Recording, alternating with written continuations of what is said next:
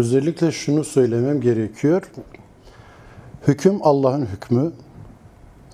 Allah'ın hükmü, mülk de Allah'ın mülkü. Müftü Efendi kimin mülkünde, kimin hükmünü yasaklıyor? Ben özellikle bunu başta söyleyeyim. Kur'an-ı Kerim'de Allahu Teala'nın insanlara dilleriyle ilgili ayet gönderirken, ki bu evrenseldir, ayet-i kerimede diyor ki, yeryüzü ve gökyüzünün yaratılışı nasıl benim ayetlerimden ise sizin dillerinizin ve renklerinizin de ayrı olması benim ayetlerimdendir. Yine İbrahim suresi 4. ayetinde de diyor ki biz her kavme tebliğ yapacak peygamberi kendi dilinde göndeririz.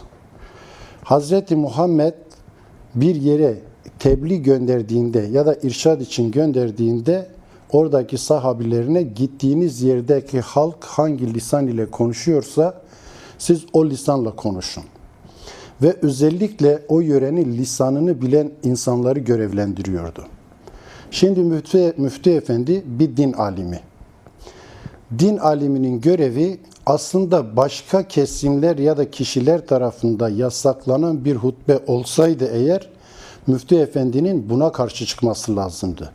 Çünkü Allah'ın ayetlerini kabul etmemek, Allah'ın ayetleriyle sabit olan diller Allah'ın ayetidir, Allah'ın varlığının delilidir. Ayetini burada Müftü Efendi çok iyi bilmeli. Bu hem ilahi bir haktır hem de evrensel hukuka, İslam hukukunda insanlara verilen bir haktır. Dolayısıyla bir insanın dili yasaklanamaz. Diyor ya, öğretmenler vesaire camide olurlarsa, Türkçe bilmeyen bir kişi dahi olursa hutbe Türkçe verilecek. Kürtçe bilmeyen bir kişi dahi olursa hutbe Türkçe verilecek. Ya oradaki halkın %50'si Türkçe bilmiyorsa ya da %20'si 30'u Türkçe bilmiyorsa o zaman ne olacak? Bak Müftü Bey aslında burada bizi haklı çıkaracak bir şey söylemiş. Bak bir kişinin anlamadığı bir şeyi söylemeyin derken 100 kişinin, 50 kişinin, 200 kişinin anlamadığı bir şeyi söylemeyi güzellikle söyleyebiliyor. Yani tavsiye edebiliyor. Hatip, onu konuşalım ama öncesinde şunu da sormak istiyorum. Siz örnek de verdiniz. Çeşitli surelerden, ayetlerden örnekler de verdiniz. Şimdi Diyanet müftüsünün bunu bilmeme ihtimali var mı gerçekten? Bu ayetleri bilerek de hani böylesi bir mesaj gönderiyorsa bu ne anlama geliyor? Şimdi müftü demek fetva makamı demektir. Fetvayı en iyi şekilde, en doğru şekilde verecek makam müftülük makamıdır. Eskide kadılar vardı, müfti yani fetvayı verecek kişi. Bir fetva makamının Allahu Teala'nın ayetinde sabit görülen bir ayeti bilmemesi mümkün değil zaten. Ama söylememesi burada iyi niyet taşımıyor. Söylememesi art niyet taşıyor. Zaten bizi üzen şey de bunu söyleyenin bir müftü olması. Müftü Efendi bıraksın, oradaki imam, camide hutbe okuyan imam, oradaki halkın ne kadarının Türkçe, ne kadarının Kürtçe anladığını çok iyi biliyor. Ve bu şekilde onlara hitabetini yapsın. Çünkü hutbe demek halkın irşadı içindir. Halka dinin tebliği içindir, hakikatin tebliği içindir. Eğer bir insan ana dilinde Allahu Teala'nın verdiği bir ayet kapsamında kendi ibadetini özgürce yapamıyorsa ve buna da yasak getiren bir müftülük makamı ise bu çok acı verici bir şey. Müftü Bey fetva makamıdır. Eğer başkası bunu söyleseydi emin olun Müftü Bey'e sorulsa başka yerde, başka platformda Allah'ın ayetinin inkarının küfür olduğunu çok iyi bilirdi. Ve biliyor da. Bunu ben yine de çok kötü bir niyete yormamak adına büyük bir eleştiri yapmıyorum. Yoksa bu çok aşırı derecede eleştirebileceğimiz bir konudur.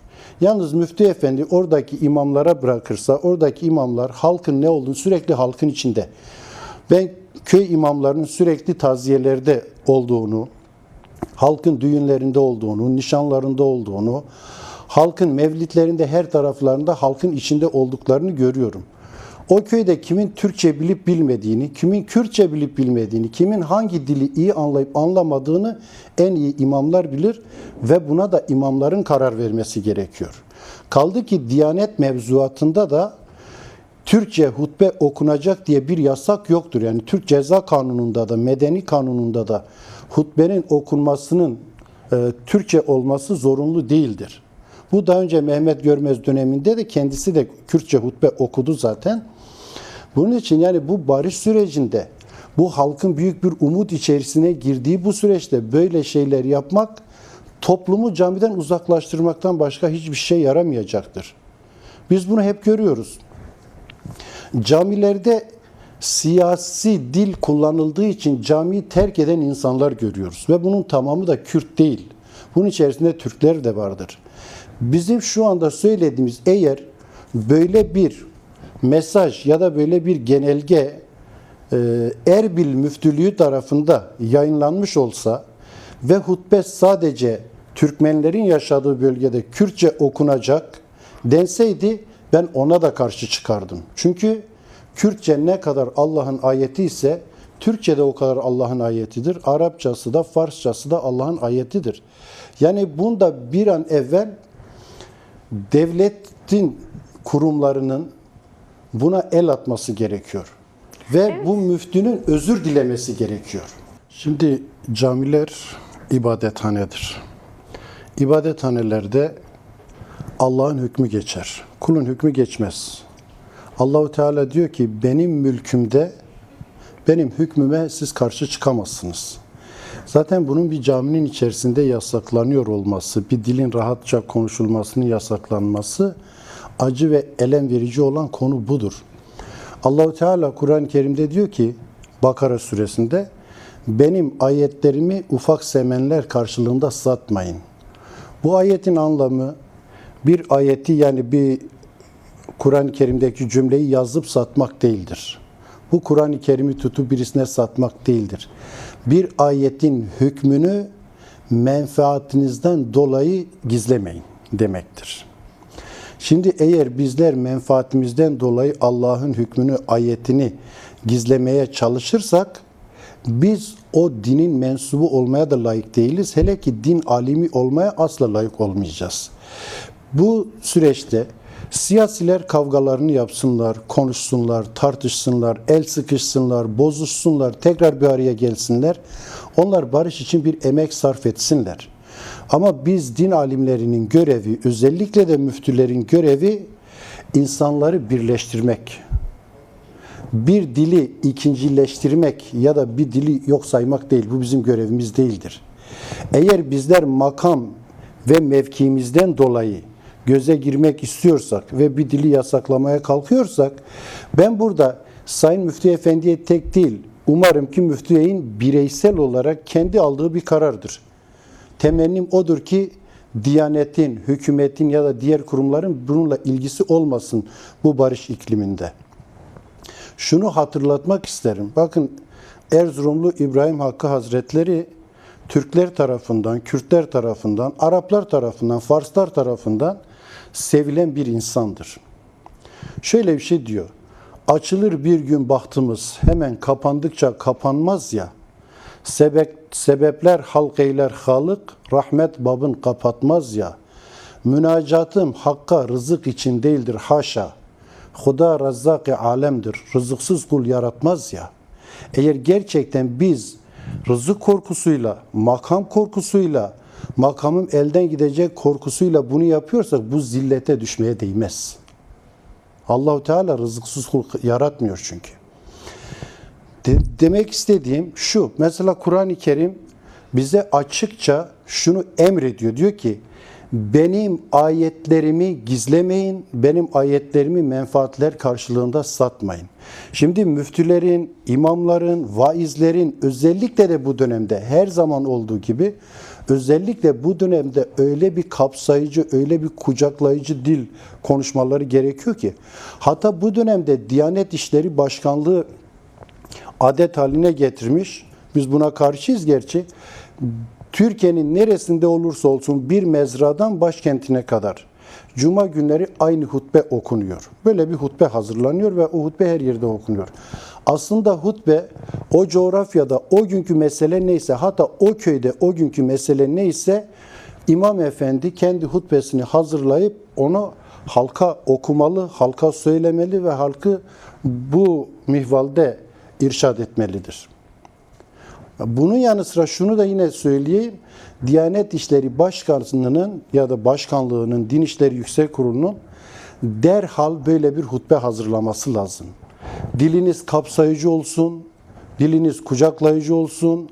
Bulunduğunuz görev yerlerinizdeki halkın bütün sorunlarına odaklanın.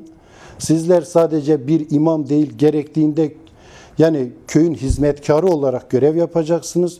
Bunu söylemesi gerekirken yine de temennim budur. Bir Kürtçe hutbenin okutulmasının yasaklanması hoş bir şey değil, çok nahoş.